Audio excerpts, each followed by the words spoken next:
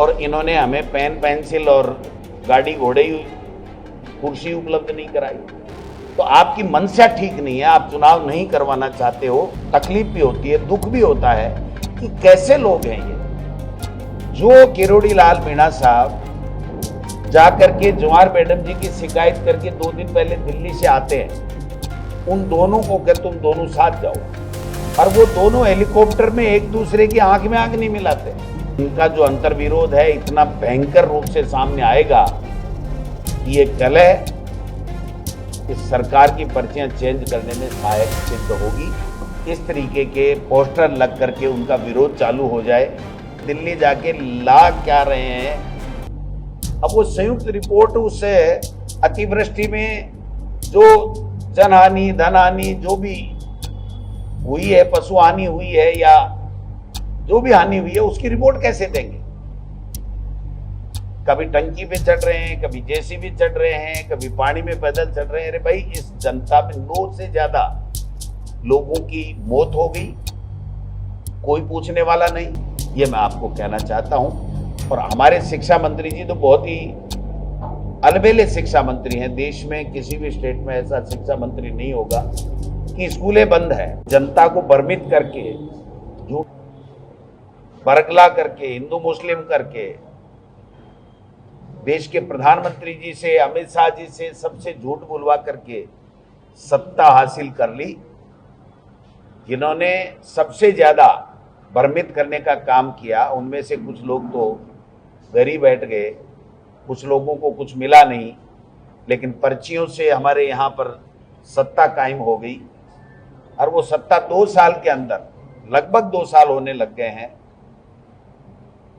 कोई योजना नहीं, कोई काम नहीं, कोई बजट नहीं, कोई विजन नहीं, केवल आपसी झगड़े लड़ाई, और झगड़े लड़ाई करने के बाद में आपसी सुलह और दिल्ली दरबार में जगह जगह पे हाजिरी दे करके अपनी कुर्सी बचाने का खेल इस राजस्थान में खेला जा रहा है। ये हमारा सबका दुर्भाग्य है। मुख्यमंत्री जी जब भी अपने रेजिडेंस से बाहर निकलते हैं तो वो या तो दिल्ली जाते हैं या अपनी आस्था के हिसाब से देवदर्शन यात्रा पे जाते हैं। हमें न देवदर्शन यात्रा से तकलीफ है, न हमें दिल्ली जाने से है, लेकिन दिल्ली जाके ला क्या रहे हैं, ये बात सवाल राजस्थान की जनता पूछना चाहती है। आज कर्मचारियों को देने के लिए उनके पास में तनख्वाह के लिए पैसे नहीं है।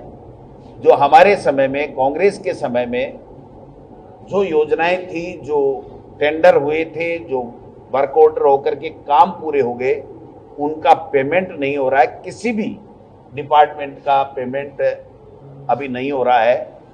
मेडिकल के बिलों का भुगतान भी कर्मचारियों का, जो जिससे तनख्वाह से काटा जाता है, वो काम नहीं हो रहा है। अतिवृष्टि, बाढ़ के हालात हैं पूरे प्रदेश में, 10-12 जिलों के अंदर। मुख्यमंत्री जी कहीं नहीं, केवल एक दिन रील बनाने के लिए सांगानेर अपने विधानसभा क्षेत्र में निकले थे और वहीं उनका विरोध चालू हो गया। और पता नहीं किस तरीके के पोस्टर लग गए, जो हमारे सबके लिए शर्म की बात है कि एक मुख्यमंत्री के लिए अपने विधानसभा में 1.5 साल में ही इस तरीके के पोस्टर लग करके उनका विरोध चालू हो जाए। इनका मैनेजमेंट पे हमें हंसी आती है, तकलीफ भी होती है, दुख भी होता है कि कैसे लोग हैं ये। जो किरोड़ी लाल मीणा साहब जाकर के जवाहर मैडम जी की शिकायत करके 2 दिन पहले दिल्ली से आते हैं, उन दोनों को कह तुम दोनों साथ जाओ, और वो दोनों हेलीकॉप्टर में एक दूसरे की आंख में आंख नहीं मिलाते। अब वो संयुक्त रिपोर्ट उस अतिवृष्टि में जो जनहानि धनहानि जो भी हुई है, पशु हानि हुई है या जो भी हानि हुई है, उसकी रिपोर्ट कैसे देंगे। कभी टंकी पे चढ़ रहे हैं, कभी जेसीबी चढ़ रहे हैं, कभी पानी में पैदल चढ़ रहे हैं। अरे भाई, इस जनता में 9 से ज्यादा लोगों की मौत हो गई, कोई पूछने वाला नहीं। स्कूलें बंद पड़ी हैं, विद्यालय बंद पड़े हैं, कोई पूछने वाला नहीं। 26,000 करोड़ रुपए की इनको आवश्यकता है। अगर विद्यालय, जो सरकारी विद्यालय हैं, उनमें अगर उन बच्चों को सुरक्षित बैठाना है तो 26,000 करोड़ रुपए चाहिए। ये मिलकर के आए थे शिक्षा मंत्री जी से, भारत सरकार के शिक्षा मंत्री जी, मुख्यमंत्री जी को बताना चाहिए कि वो अलग से क्या पैकेज लेकर के आए हैं कि 26,000 करोड़ रुपए जो हमारे इन विद्यालयों को सुरक्षित करने के लिए लगाने चाहिए, वो पैसा ये कब तक लगाएंगे, क्या करेंगे, क्या नहीं। अभी तो वो जो 169 करोड़ की जो सैंक्शन निकली थी उसकी एफएस नहीं निकली है, काम चालू होना तो बहुत दूर की बात। अभी मैंने सुना है कल ही कि मुख्यमंत्री जी और मदन राठौड़ साहब इनसे संवाद करेंगे, एमपीओ से करेंगे, एमएलए से करेंगे।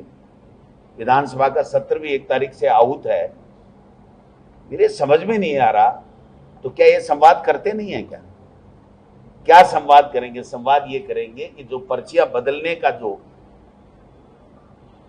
शीघ्रता के साथ में खेला होने वाला है, उसको वापस कैसे डैमेज कंट्रोल करे, इस दिशा में ये लोग बात काम कर रहे हैं। वरना उनको बताना चाहिए, उनको खुले रूप से मुख्यमंत्री जी को सारी पॉलिटिकल पार्टियों को बुला के पूछना चाहिए अतिवृष्टि में आपके यहाँ क्या तकलीफ है, क्या हमें सरकार को करना चाहिए, आपका क्या सुझाव है।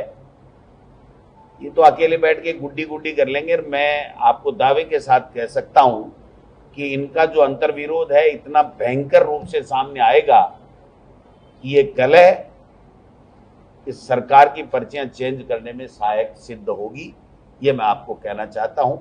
और हमारे शिक्षा मंत्री जी तो बहुत ही अलबेले शिक्षा मंत्री हैं। देश में किसी भी स्टेट में ऐसा शिक्षा मंत्री नहीं होगा कि स्कूलें बंद है, 3-3 महीने तक वाइस प्रिंसिपल से प्रिंसिपल की डीपीसी का पदस्थापन काउंसलिंग के माध्यम से नहीं करवा पा रहे हैं।